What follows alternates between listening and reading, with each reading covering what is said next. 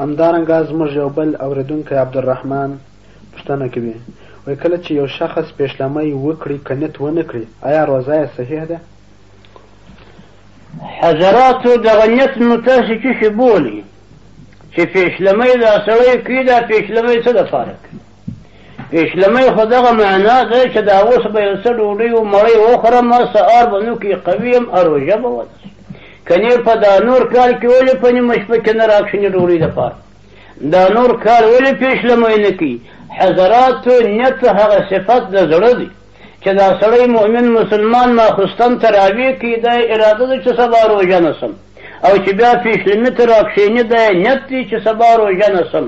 دغه سړي چې پیشلمۍ کړی دی او نیت د روژې نه دی کړی که په دغه نیت پیشلمۍ کړی وي چې زه وږی یم موړ سم یا سهار په سفر کېږم روژه خو نه نسم اما د سفر په خاطر بیا غرمه ډوډۍ نسم پیدا کولی نو به اوس په دا نیمه شپه کې په آخري شب کې دا ډوډۍ وخورم. که دغه نیت وي چې سبا روژه نه نسم نو خود د دې سړي روژه نسته او نسته او نسته فاسده ده. او که پیشلمۍ کوه په زړه کې دا وه چې نور مسلمانان روژه نشته میاشت د روژې ده زه هم سبا روژه نسم او بس دغه نو عینا نیت دی نیت بیا نو دا روژه صحیح کېږي. خو پر هر تقدیر حضراتو نیت کول د روژې دپاره روزانه دا هم شرط دی که دا نیت ماخوستن کولی شي د تراویح سره که په پیشلمي وي او که په دا سپېدو کې وي مطلب دا پر 10 بجې نیت وکړې په رمضان کې پر 11 بجې نیت وکړې د ورځې دا هم صحیح کېږي. اما چې په سهار کې نو شی نه خوړلی